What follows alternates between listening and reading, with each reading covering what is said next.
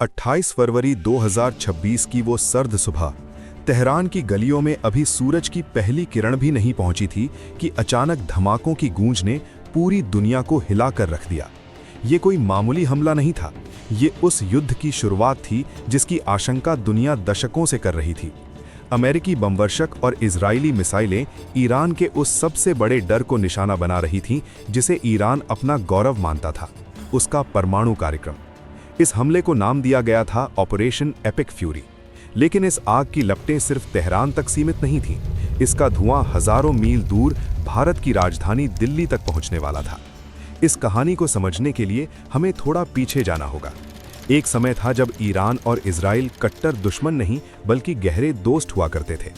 1979 से पहले का ईरान आज जैसा बिल्कुल नहीं था। वहां पश्चिमी सभ्यता की झलक थी, महिलाओं को आज़ादी थी और विकास की रफ्तार तेज थी। लेकिन 1979 की इस्लामी क्रांति ने सब कुछ पलट दिया। शाह का शासन खत्म हुआ और सत्ता में आए आयतुल्लाह खुमैनी। रातों रात दोस्ती दुश्मनी में बदल गई। इजराइल को छोटा शैतान और अमेरिका को बड़ा शैतान कहा जाने लगा। ये सिर्फ शब्दों की जंग नहीं थी, बल्कि एक ऐसी विचारधारा की शुरुआत थी जिसने मिडिल ईस्ट को बारूद के ढेर पर ला खड़ा किया। ईरान ने सीधा युद्ध लड़ने के बजाय एक खतरनाक रास्ता चुना, प्रॉक्सी वॉर। हमास, हिजबुल्ला और हूती जैसे गुटों को ईरान की ढाल बनाया गया, जो सालों तक इजराइल को घाव देते रहे। लेकिन इजराइल की खुफिया एजेंसी मोसाद चुप नहीं बैठी थी। उसने ईरान के परमाणु वैज्ञानिकों और मिलिट्री लीडर्स को चुन चुनकर निशाना बनाना शुरू किया। तनाव की ये रस्सी सालों से खिंच रही थी, जो आखिरकार 2026 में टूट गई। जब 2026 में इजराइल और अमेरिका ने संयुक्त रूप से हमला किया, तो उनका लक्ष्य सिर्फ सैन्य ठिकाने नहीं थे। वे ईरान की सत्ता की जड़ों पर चोट करना चाहते थे। इस भीषण हमले में ईरान के सर्वोच्च नेता आयतुल्लाह अली खामेनेई की मौत की खबर आई। तेहरान में हड़कंप मच गया और पूरी दुनिया की सांसें थम गईं। क्या ये तीसरे विश्व युद्ध की आहट थी? ईरान ने पलक झपकते ही जवाबी कार्रवाई की। उसने खाड़ी देशों में मौजूद अमेरिकी सैन्य ठिकानों पर मिसाइलें दाग दीं। लेकिन ईरान के तरकश में एक ऐसा तीर था जो पूरी दुनिया की अर्थव्यवस्था को घुटनों पर ला सकता था, स्ट्रेट ऑफ हॉर्मुज़। ये समुद्र का वो पतला सा रास्ता है जहां से दुनिया का 20% तेल गुजरता है। हर महीने हजारों जहाज यहां से प्राकृतिक गैस और कच्चा तेल लेकर निकलते हैं। ईरान ने धमकी दी कि अगर उसके तेल भंडारों पर हमला हुआ तो वो इस रास्ते को बंद कर देगा। उसने जहाज़ों के GPS सिस्टम को जाम करना शुरू कर दिया, जिससे समुद्र में सन्नाटा पसरने लगा। तेल की कीमतें आसमान छूने लगीं, दुनिया भर के बाजार गिरने लगे। अब ये जंग सिर्फ दो देशों की नहीं, बल्कि आपकी जेब की जंग बन चुकी थी।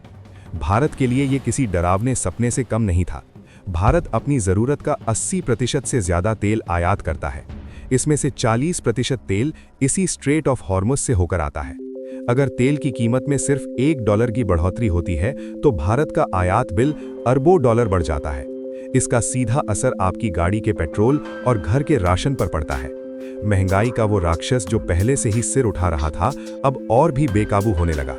भारत की मुश्किल सिर्फ आर्थिक नहीं बल्कि कूटनीतिक भी थी। एक तरफ इजराइल है जो भारत का आधुनिक तकनीक और सुरक्षा में सबसे बड़ा साझेदार है। दूसरी तरफ ईरान है जहां भारत ने चाबहार बंदरगाह में करोड़ों का निवेश किया है। ये बंदरगाह भारत के लिए मध्य एशिया तक पहुंचने का एकमात्र रास्ता है। भारत इस युद्ध में चुप्पी साधे हुए था, जो उसकी पुरानी विदेश नीति से बिल्कुल अलग था। भारत न तो ईरान को छोड़ सकता था और न ही इजराइल से मुंह मोड़ सकता था। लेकिन इस खेल में कुछ और खिलाड़ी भी थे जो पर्दे के पीछे से गोटियां चल रहे थे, रूस और चीन। रूस चाहता था कि ये युद्ध लंबा खिंचे ताकि पश्चिमी देशों का ध्यान यूक्रेन से हट जाए और तेल की बढ़ती कीमतों से उसे फायदा हो। वहीं चीन, जो ईरान का सबसे बड़ा ट्रेडिंग पार्टनर है, शांति का नाटक करते हुए अपना प्रभाव बढ़ाने की कोशिश में था। दूसरी तरफ पाकिस्तान जैसा देश, जिसके पास परमाणु हथियार हैं, इस आग में अपना फायदा ढूंढ रहा था।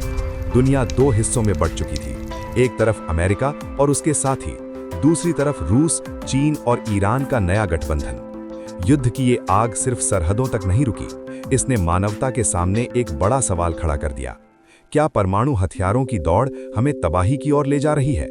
अमेरिका का तर्क था कि वो ईरान को परमाणु बम बनाने से रोकना चाहता है ताकि दुनिया सुरक्षित रहे।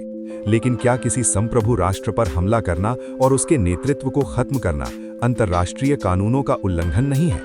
संयुक्त राष्ट्र और अन्य अंतर्राष्ट्रीय संगठन इस आग को बुझाने में पूरी तरह नाकाम साबित हुए।